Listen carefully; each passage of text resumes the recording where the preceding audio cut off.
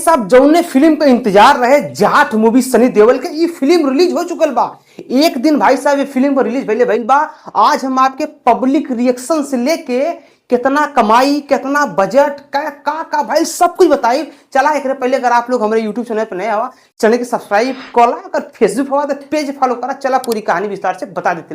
भाई साहब जाट मूवी यानी कि 10 अप्रैल को रिलीज हो चुकल बा। भाई साहब ये फिल्म के लेके जब पब्लिक सिनेमा हॉल में जाले, फिल्म देख के जब रिटर्न आवे तो भाई साहब पत्रकार लोग पहुंचे ला वहां पे, पूछे लगी कैसी लगी मूवी, क्या है कैसे नहीं है। भाई साहब लोग बतावे लगे बहुत ही गजब मूवी रहल, बहुत ही शानदार मूवी रहल।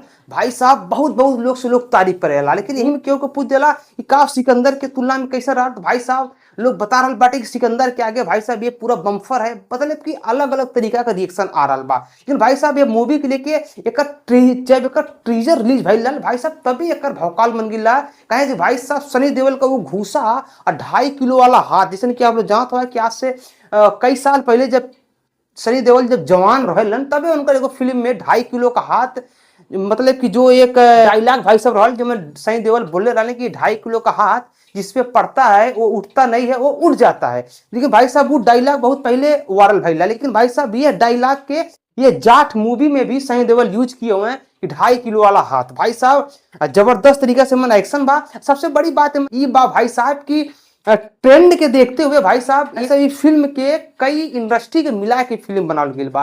एमन विलन की बात कर लिया, कई सारा हीरोइन की बात कर लिया, भाई साहब साउथ इंडस्ट्री से लिया बा।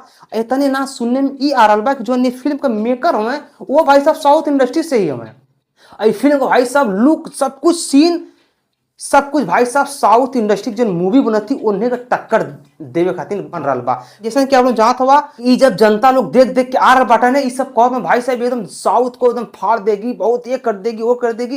भाई साहब एकदम से बोल बाला बात जाट मूवी के। फिलहाल में हम आपको एक चीज और बता देना चाहते हैं कि ये फिल्म का बजट का अभी तक की फिल्म पर कितनी कमाई के ले बा। भाई साहब ये फिल्म का न्यूज एजेंसी से पता चलेला कि ये फिल्म का बजट बा 100 करोड़। हाँ भाई साहब 100 करोड़ बहुत बड़ी बात नहीं थे। ऐसे ऐसे फिल्म है जो 400 करोड़ तो सिर्फ बजट लग गई बा। फिलहाल में 100 करोड़ का बजट में ये फिल्म मात्र एक दिन में 13 करोड़ का कमाई कर ले बा वर्ल्ड वाइड, यानी कि पूरे विश्व में फिल्म के रिलीज कल गई बा। और भी कई सारे सिटी में ये फिल्म का रिलीज कल गई बा, और भी कई सारे शहर में, और भी कई सारे देश में ये फिल्म को रिलीज कल गई बा। लेकिन भाई साहब 11.5 करोड़ जो बा इंडिया से कलेक्शन भइल बा, और भाई साहब 1.5 करोड़ से ऊपर भाई साहब ये पूरे वर्ल्ड से कलेक्शन भइल बा। इसलिए भाई आप लोग जानते हो कि इंडिया की फिल्म बा तो इंडिया में ज्यादा कमाई।